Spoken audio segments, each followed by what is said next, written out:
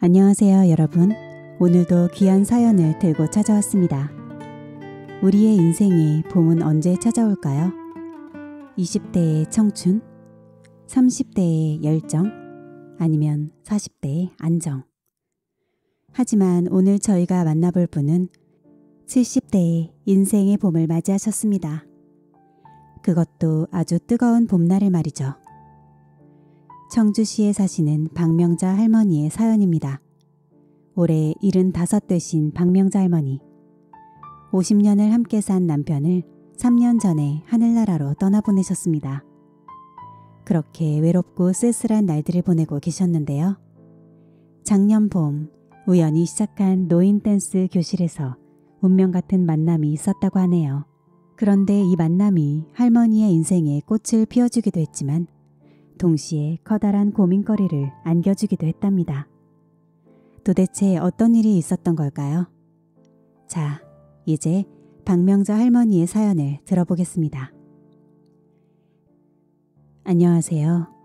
저는 올해 75살 박명자라고 합니다. 3년 전에 50년을 함께 살아온 남편을 하늘나라로 떠나보냈어요. 그 후로 정말 하루하루가 무의미하게 흘러갔죠. 아침에 눈을 뜨면 왜 살아있나 하는 생각도 들고 밥 먹는 것도 귀찮아 끼니를 자주 거르곤 했어요. 자식들이 걱정할까봐 아무렇지 않은 척했지만 사실 많이 힘들었어요. 그렇게 쓸쓸한 날들을 보내고 있었는데 작년 봄에 우리 동네 복지관에서 하는 노인 댄스 교실에 우연히 참여하게 되었어요. 큰 며느리가 자꾸 권해서 마지못해 따라갔는데 그날 제 인생이 완전히 바뀌게 될 줄은 꿈에도 몰랐죠.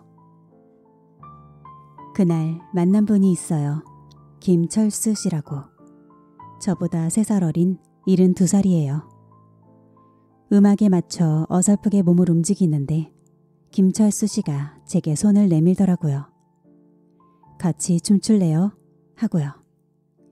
그 순간 가슴이 콩닥거리는 거 있죠. 50년 만에 처음 느껴보는 감정이었어요. 그 후로 김철수 씨와 자주 만나게 됐어요. 복지관 댄스 교실에서 만나 춤도 추고 근처 공원을 산책하며 이야기도 나누고 어느새 서로의 취향도 알게 되고 작은 선물도 주고받게 됐죠. 지금 생각해보면 그때부터 제 마음속에 봄이 찾아온 것 같아요. 그런데 이 만남이 저에겐 너무나 행복한 일이었지만 우리 자식들에겐 큰 걱정거리가 되어버렸어요. 얼마 전 큰 아들이 제 핸드폰을 우연히 보게 됐는데 김철수 씨와 주고받은 문자를 봤나 봐요. 그 뒤로 자식들이 부쩍 저를 감시하는 것 같아요. 막내딸은 제게 이렇게 말하더라고요. 엄마, 그 나이에 무슨 연애예요? 창피하지도 않으세요? 그 말에 가슴이 너무 아팠어요. 제가 이제 와서 새 삶을 살겠다고 하니 어떻게 받아들이겠어요? 자식들 눈에는 그저 늙은 엄마일 뿐인가 봐요. 하지만 이제 와서 느끼는 이 설렘과 행복을 포기할 수가 없었어요. 아침에 눈을 뜨면 오늘은 뭘 입고 나가야 김철수 씨에게 예쁘게 보일까 고민하고 밤에 잠들기 전에는 오늘 하루 있었던 일을 되새기며 미소 짓게 돼요. 제 나이에 이런 감정을 느낄 수 있다는 게 정말 감사했죠. 그런데 한편으론 불안했어요. 자식들이 못마땅해 하는 걸 보면 내가 잘못하고 있나 하는 생각도 들고 김철수 씨를 만나는 게 죄를 짓는 것 같은 기분이 들 때도 있었죠. 하지만 그분을 보면 그런 마음이 싹 사라지고 행복해졌어요. 제 남편 김영호는 참 좋은 사람이었어요. 우리는 21살 때 중매로 만나 결혼했죠. 처음엔 서로 어색해하고 말도 잘 안 했는데 시간이 지나면서 정이 들고 사랑도 깊어졌어요. 영호 씨는 성실한 사람이었어요. 아침 일찍 나가 늦은 밤에 들어오는 날이 많았지만 한 번도 불평하지 않았죠. 어려운 시절이었지만 우리는 서로 의지하며 살았어요. 아이들도 셋이나 낳아 키웠고요. 세월이 흘러 영호 씨가 은퇴하고 나서 우리는 더 가까워졌죠. 매일 아침 함께 공원을 산책하고 저녁엔 TV를 보며 하루 있었던 일을 이야기했죠. 그때가 참 행복했어요. 서로를 더 이해하게 되었고 젊었을 때는 미처 느끼지 못했던 감정들을 나누었죠. 그러다 3년 전 영호 씨가 갑자기 쓰러졌어요. 뇌출혈이었죠. 병원에 실려갔지만 결국 5일 만에 세상을 떠났어요. 마지막 순간까지 제 손을 꼭 잡고 있던 영호 씨의 모습이 아직도 눈에 선해요. 영호 씨가 떠난 후 저는 완전히 무너져 내렸어요. 50년을 함께 살았는데 갑자기 혼자가 되니 어떻게 살아야 할지 모르겠더라고요. 아침에 일어나면 옆자리가 텅 비어있고 식탁에 앉아도 마주볼 사람이 없어요. 그 허전함이 얼마나 컸는지 몰라요. 처음엔 울기만 했어요. 밥도 제대로 못 먹고 잠도 못 자고. 자식들이 걱정돼서 괜찮은 척했지만 사실 매일 밤 영호 씨 사진을 보며 울었어요. 당신 없이 어떻게 살아요? 라고 물어보곤 했죠. 시간이 지나면서 조금씩 일상으로 돌아오려고 노력했어요. 하지만 쉽지 않았죠. 마트에 가도 영호 씨가 좋아하던 과자를 보며 눈물이 나고 TV에서 우리가 함께 봤던 프로그램이 나오면 가슴이 아팠어요. 저는 계속 과거만 생각했죠. 영호 씨와 함께 했던 시간들, 우리가 함께 꿈꿨던 노후, 모든 게 물거품이 되어버린 것 같았어요. 그러다 문득 이런 생각이 들었어요. 이렇게 살다가는 나도 영호 씨 따라 금방 갈 것 같아. 그때 정신이 번쩍 들더라고요. 영호 씨가 천국에서 저를 본다면 얼마나 마음 아파할까. 그래서 조금씩 변화를 주기로 했습니다. 처음엔 매일 아침 공원을 걸었어요. 영호 씨와 함께했던 그 공원이요. 처음엔 너무 슬펐지만 점점 그 시간이 위로가 되더라고요.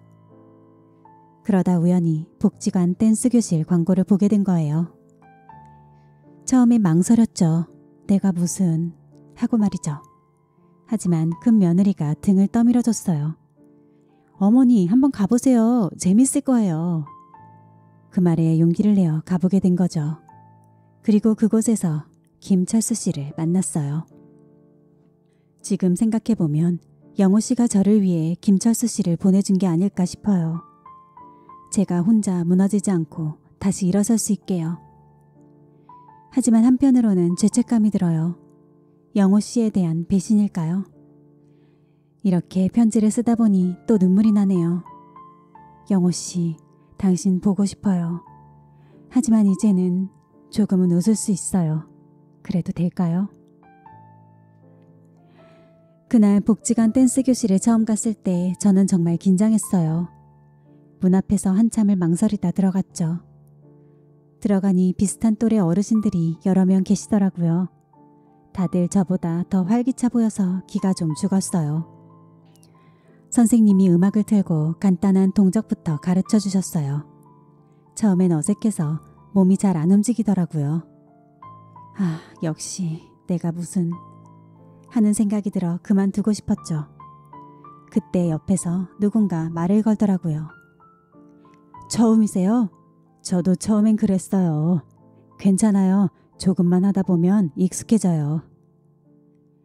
고개를 돌려보니 키가 크고 단정하게 생긴 할아버지였어요. 그분이 바로 김철수 씨였죠. 그 따뜻한 미소를 보는 순간 왜인지 모르게 마음이 편해졌어요. 그날 수업이 끝나고 김철수 씨가 커피 한잔 하자고 제안하셨어요. 처음엔 어색했지만 이야기를 나누다 보니 시간 가는 줄 몰랐죠. 김철수 씨도 5년 전에 부인을 암으로 떠나보냈다고 하더라고요. 서로의 마음을 이해할 수 있어서 그랬을까요? 마음이 통하는 느낌이 들었어요. 그 후로 매주 댄스 교실에서 만나게 됐어요. 처음엔 서로 어색해서 눈빛만 주고받았는데 점점 말도 많아지고 웃음도 많아졌죠. 춤을 추다 실수해도 웃으면서 넘기고 서로 도와가며 동작을 익혔어요. 어느 날은 수업이 끝나고 김철수 씨가 근처 공원으로 산책을 가자고 하시더라고요. 그날따라 날씨가 정말 좋았어요. 맑은 하늘, 따뜻한 봄바람, 그리고 김철수 씨의 따뜻한 미소. 모든 게 그렇게 아름다울 수가 없었어요. 공원 벤치에 앉아 이야기를 나누는데 김철수 씨가 제 손을 살짝 잡더라고요. 깜짝 놀라 쳐다봤더니 김철수 씨가 부드럽게 미소 지으며 말씀하시는 거예요. 박명자 씨, 당신을 만나고 나서 제 인생에 다시 봄이 온 것 같아요. 그 말에 가슴이 두근거리더라고요. 50년 만에 처음 느껴보는 감정이었어요. 얼굴이 붉어지는 걸 느끼면서도 이상하게 행복했어요. 그 후로 우리는 더 자주 만나게 됐어요. 댄스 교실이 없는 날에도 만나서 산책도 하고 영화도 보고 서로의 취미를 공유하면서 더 가까워졌죠.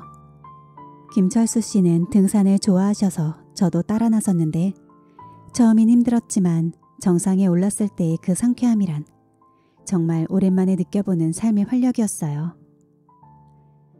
김철수 씨는 제가 좋아하는 꽃을 기억해 주셨어요. 어느 날은 작은 화분에 제가 좋아하는 제비꽃을 심어 선물해 주셨죠. 그 작은 배려에 얼마나 감동했는지 몰라요. 영호 씨가 살아있을 때도 느끼지 못했던 설레임이었어요. 하지만 한편으로는 죄책감도 들었어요. 내가 이래도 되나? 하는 생각이 자꾸 들더라고요. 영호 씨 사진을 볼 때마다 마음이 무거워졌어요. 하지만 김철수 씨를 만나면 그 무거움이 싹 사라지고 행복해지는 거예요. 어느 날 김철수 씨가 제 손을 잡고 이렇게 말씀하셨어요. 우리가 이렇게 행복해하는 걸 하늘에 계신 당신 남편과 제 아내도 기뻐하실 거예요. 우리 이제 남은 인생 서로 의지하며 행복하게 살아요. 그 말에 눈물이 났어요. 그동안 참아왔던 감정이 터져나온 거죠. 김철수 씨는 제 눈물을 닦아주시며 꼭 안아주셨어요. 그 순간 느꼈어요. 아, 이제 나도 다시 사랑해도 되는구나. 하지만 이 행복이 오래가지는 못했어요. 얼마 후 큰 아들이 우리의 관계를 알게 되면서 모든 게 꼬이기 시작했죠. 김철수 씨와 만나면서 제 모습이 많이 달라졌나 봐요. 어느 날 큰 며느리가 저를 유심히 살펴보더니 이렇게 말하더라고요.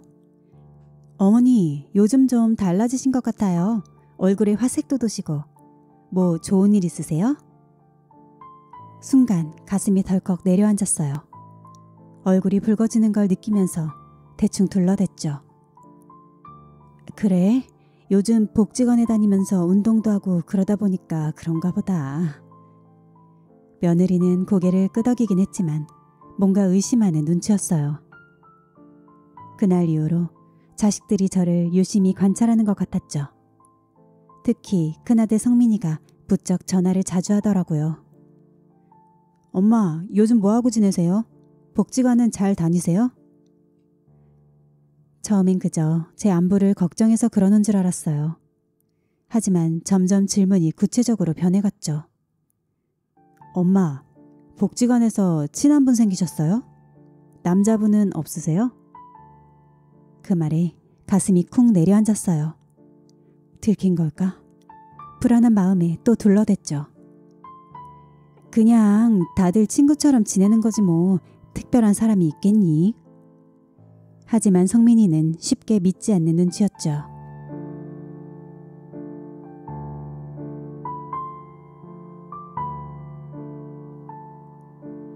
어느 날 김철수 씨와 공원에서 산책을 하고 있었어요. 그날따라 날씨가 정말 좋아서 팔짱을 끼고 걷고 있었죠. 그때 갑자기 누군가 우리를 부르는 소리가 들렸어요. 엄마!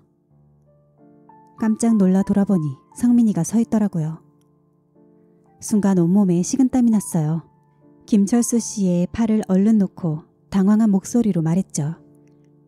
아, 성민아, 이게 무슨 일이니? 성민이는 우리를 번갈아 쳐다보더니 차갑게 말했어요. 엄마, 이분 누구세요? 김철수 씨가 먼저 나서서 인사를 하셨죠. 안녕하세요. 저는 박명자 씨와 복지관에서 알게 된 김철수라고 합니다. 성민이는 대꾸도 않고 제 팔을 잡아 끌었어요. 엄마, 우리 집에 가요. 할 얘기 있어요. 집에 도착하자 성민이가 화를 냈어요. 엄마, 도대체 무슨 생각이세요? 그 나이에 무슨 연애예요? 저는 떨리는 목소리로 대답했습니다. 성민아, 이건 네가 생각하는 그런 게 아니야. 그냥 친구 사이일 뿐이야. 하지만 성민이는 제 말을 들으려고도 하지 않았어요. 친구? 팔짱 끼고 다니는 친구가 어딨어요? 아빠 돌아가신 지 얼마나 됐다고 이러세요? 그 말에 화가 났어요. 눈물을 참으며 말했죠. 너 내 마음 알기나 하니? 난 그저 조금이라도 행복하고 싶었을 뿐이야. 성민이는 한숨을 쉬더니 말했습니다. 엄마, 제발 정신 차리세요. 동네 사람들 다 웃을 일 만들지 마세요. 그 아저씨랑 그만 만나세요. 그 말을 듣는 순간 가슴이 찢어지는 것 같았습니다. 내 아들이, 내가 낳고 키운 아들이 나의 행복을 이렇게 무시하다니. 그날 이후로 성민이 부부가 제 곁을 더 자주 맴돌았어요. 김철수 씨와 만나기가 점점 어려워졌죠. 전화도 마음 놓고 할 수 없었어요. 어느 날은 작은 딸 미영이가 찾아왔어요. 엄마, 오빠한테 다 들었어요. 정말 그 할아버지랑 사귀는 거예요? 미영이의 눈에는 실망감이 가득했어요. 저는 그저 고개를 숙인 채 대답할 수 없었죠. 엄마, 제발 그만두세요. 우리 생각도 좀 해주세요. 엄마가 이러시면 우리가 얼마나 창피한 줄 아세요? 그 말에 가슴이 아팠습니다. 내 자식들이 나를 이렇게밖에 생각하지 않는다니. 하지만 한편으로는 김철수 씨를 포기할 수 없었어요. 그분과 함께 있을 때만 제가 살아있음을 느낄 수 있었거든요. 자식들이 제 관계를 알게 된 후 집안 분위기가 완전히 바뀌었습니다. 마치 제가 큰 죄라도 지은 것처럼 자식들이 저를 대하더라고요. 특히 큰아들 성민이는 거의 매일 전화를 해서 잔소리를 했죠. 엄마, 오늘은 그 김씨라는 분 만나지 않으셨죠? 제발 그만 만나세요. 처음에는 그저 둘러대고 말았어요. 하지만 점점 거짓말하는 것도 지쳐갔죠. 어느 날 저도 모르게 폭발해버렸어요. 성민아, 난 네 엄마이기 전에 한 사람의 여자야. 내 인생이야. 내가 행복한지 아닌지는 너희들이 결정할 수 있는 게 아니야. 그 말을 듣고 성민이는 한동안 말을 잃었어요. 그리고는 한숨을 깊게 쉬더니 이렇게 말하더라고요. 엄마, 우리가 엄마 행복을 바라지 않는 게 아니에요. 그냥 이해가 안 돼요. 아빠가 돌아가신 지 얼마 안 됐는데 어떻게 그렇게 빨리 다른 남자를 만날 수 있어요? 그 말에 제 마음도 아팠어요. 저도 영호 씨를 사랑했고 지금도 그리워해요. 하지만 동시에 김철수 씨와 함께 있을 때 느끼는 행복도 포기하고 싶지 않았습니다. 성민아, 네 아빠는 내 마음속에 영원히 살아있어. 하지만 그렇다고 내가 평생 혼자 살아야 한다는 법은 없잖아? 난 그저 남은 인생을 조금이라도 행복하게 살고 싶은 것뿐이야. 성민이는 고개를 절레절레 흔들더니 나가버렸습니다. 그 뒤로 성민이와는 더 서먹해졌죠. 작은 딸 미영이도 만만치 않았어요. 어느 날은 제 친구들을 데리고 와서 절 설득하려고 했죠. 엄마, 이모들이랑 얘기 좀 해보세요. 다들 엄마 나이에 연애하는 거 다 안 좋다고 하세요. 정말 창피하고 화가 났어요. 내 딸이 나를 이렇게 부끄러워한다니. 그날 밤 베개를 적시며 울었습니다. 김철수 씨에게도 미안했어요. 자식들 때문에 자주 만나지 못하게 되었거든요. 전화할 때마다 김철수 씨의 목소리가 점점 지쳐가는 게 느껴졌어요. 명자 씨, 우리 이래도 될까요? 자식들이 이렇게 반대하는데. 그 말을 듣고는 가슴이 찢어지는 것 같았죠. 하지만 저는 괜찮다고 조금만 더 기다려달라고 애원했습니다. 어느 날 김철수 씨가 제안을 하셨어요. 명자 씨, 우리 멀리 떠나볼까요? 자식들 눈치 보지 않고 살 수 있는 곳으로요. 순간 가슴이 뛰었어요. 정말 그러고 싶었거든요. 하지만 현실적으로 불가능하다는 걸 알았죠. 눈물을 참으며 대답했어요. 철수 씨, 고마워요. 하지만 우리 그럴 순 없어요. 자식들을 두고 어떻게 떠나요? 철수 씨도 이해한다고 하셨지만 목소리에서 실망감이 느껴졌어요. 시간이 지날수록 자식들의 감시는 더 심해졌죠. 심지어 제 핸드폰을 몰래 확인하기도 했습니다. 그때마다 제 자존심은 땅에 떨어졌어요. 내가 뭘 그렇게 잘못했다고 이렇게까지 하는 걸까? 하루는 성민이가 김철수 씨의 과거를 조사해 왔더라고요. 엄마, 그 아저씨 전과도 있대요. 사기죄로 징역까지 살고 왔대요. 제발 정신 차리세요. 그 말을 듣는 순간 온 세상이 무너지는 것 같았습니다. 김철수 씨가 그럴 리 없다고 생각했지만 한편으로는 의심도 들었죠. 결국 저는 김철수 씨에게 물어봤어요. 그랬더니 그가 울면서 고백하더라고요. 명자 씨, 미안해요. 사실이에요.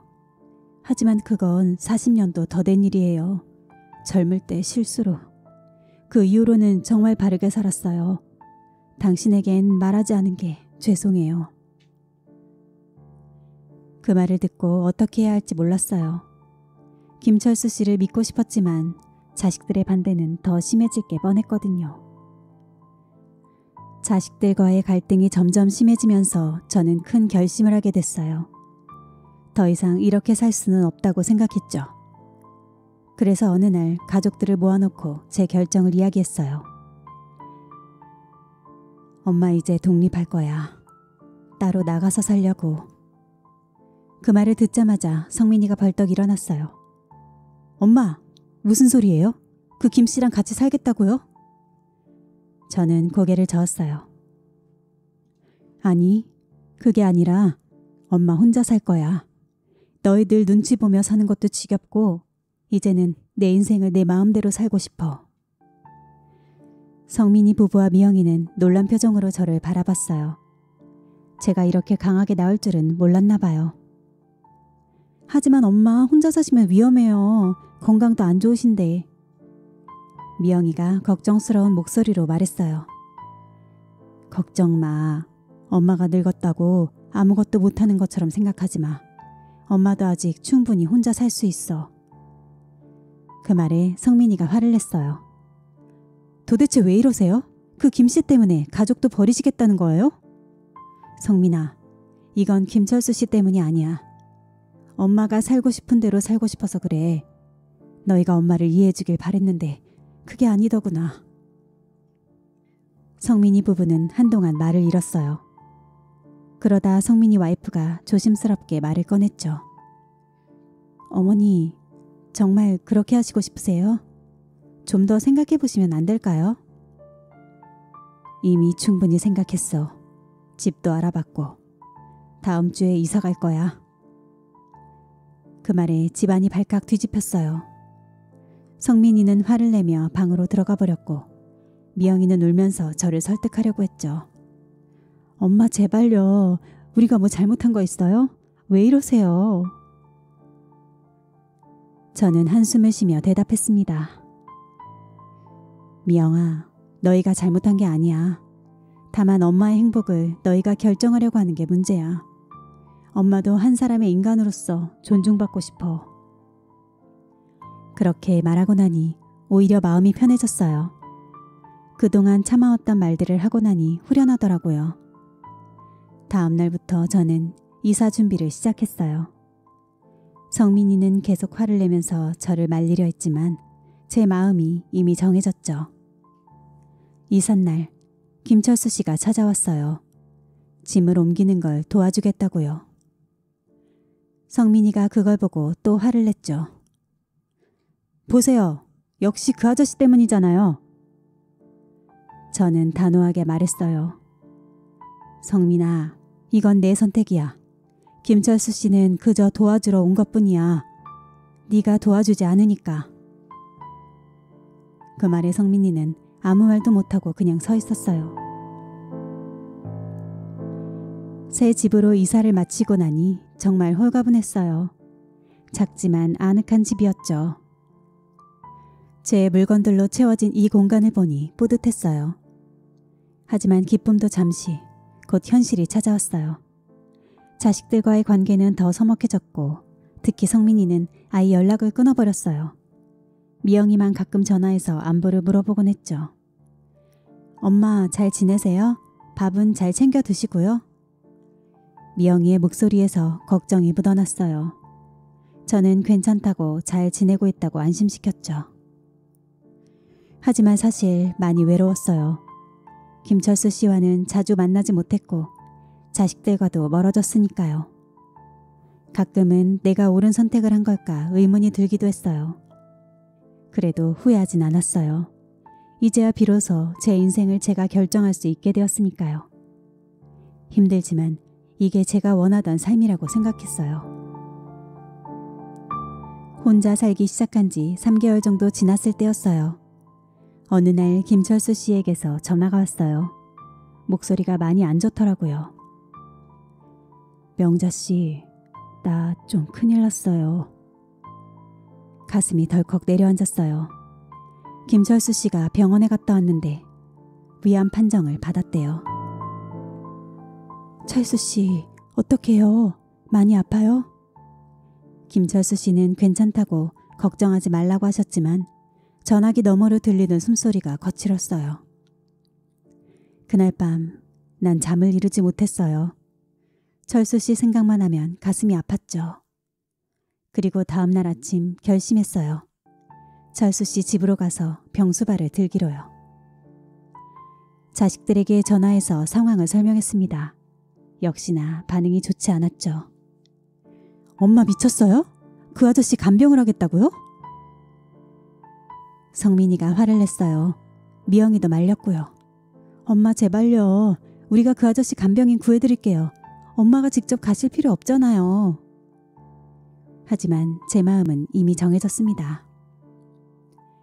얘들아, 이건 내 결정이야.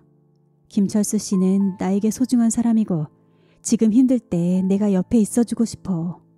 너희가 이해해 주길 바란다. 얼마 후 저는 김철수 씨 집으로 갔습니다. 철수 씨는 수술을 받았고 많이 야위어 있었어요. 얼굴은 해숙하고 눈빛은 초점을 잃은 듯했죠. 그 모습을 보는 순간 눈물이 왈칵 쏟아졌어요. 철수 씨, 괜찮아요? 이제 제가 돌볼 거예요. 철수 씨 옆에 내가 있을게요. 김철수 씨는 힘없이 웃으며 제 손을 잡았습니다.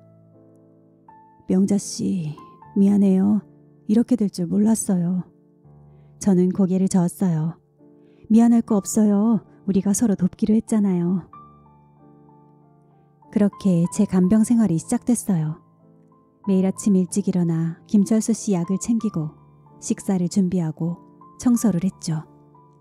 밤에는 김철수 씨가 통증으로 잠을 못 이루실 때마다 곁에서 손을 잡아드렸어요. 힘들었지만 후회는 없었어요.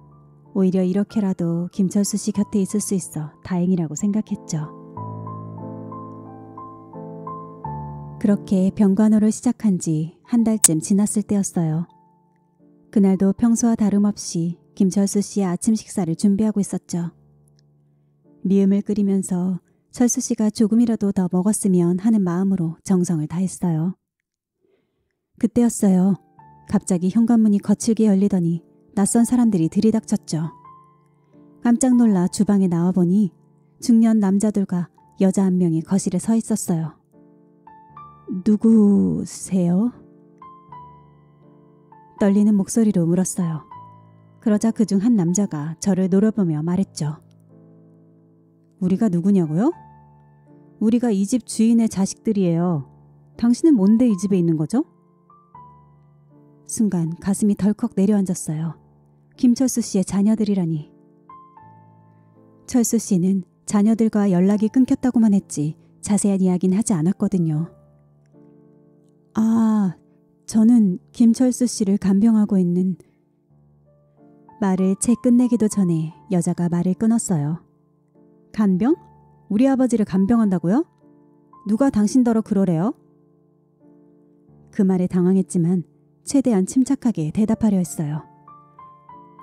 김철수 씨가 많이 편찮으셔서 제가 돌봐드리고 있어요.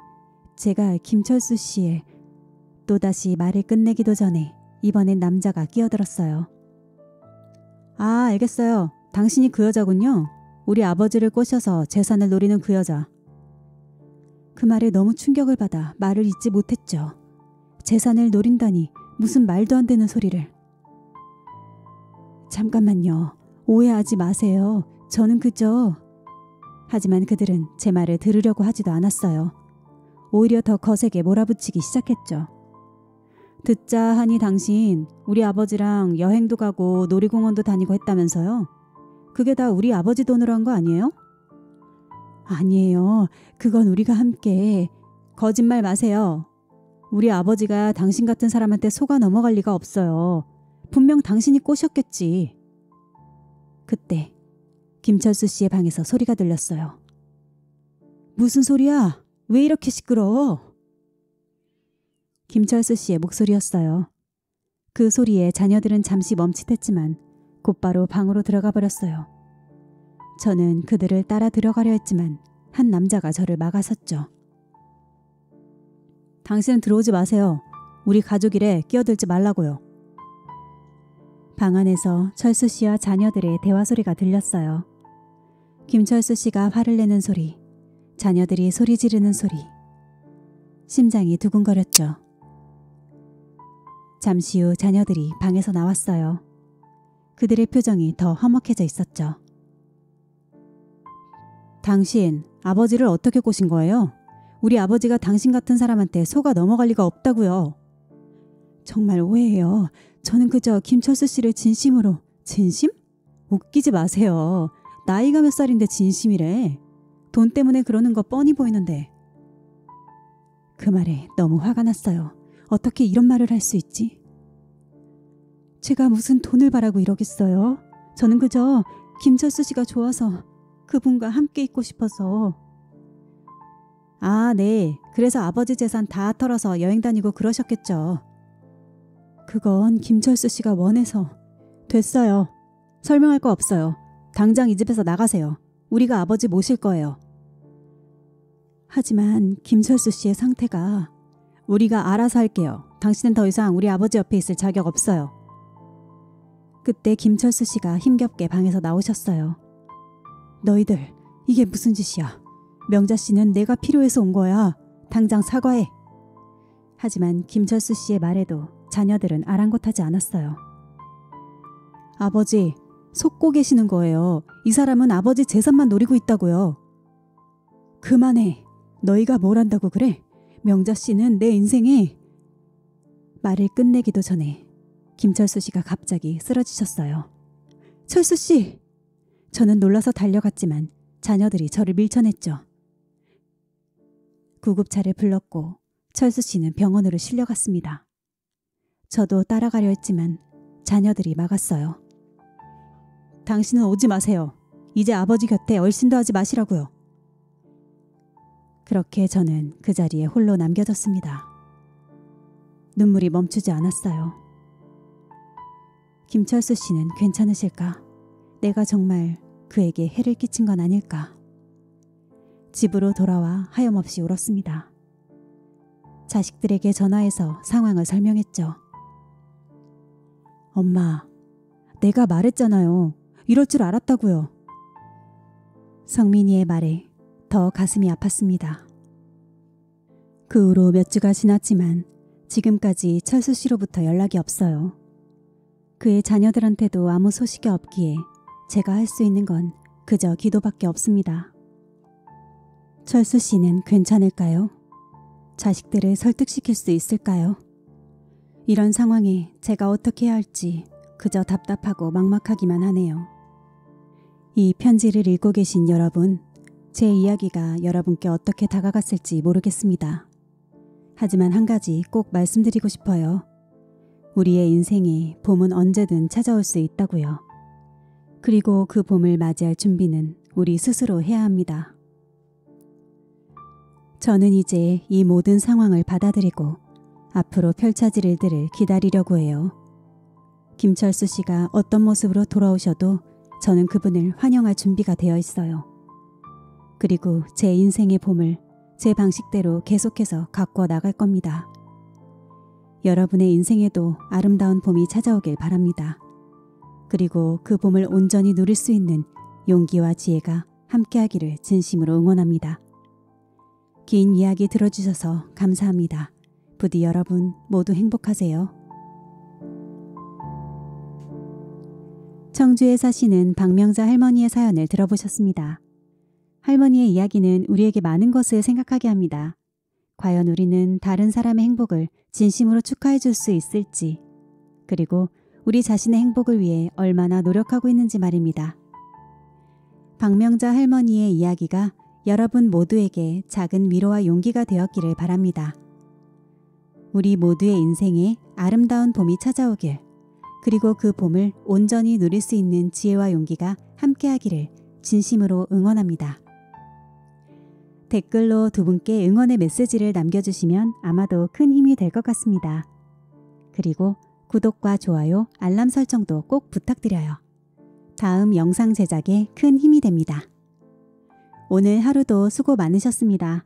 내일은 더 밝은 봄날이 여러분을 기다리고 있을 거예요. 좋은 꿈 꾸세요. 안녕히 주무십시오. Our hearts beat to the city streets. We began to feel the fire. We rise like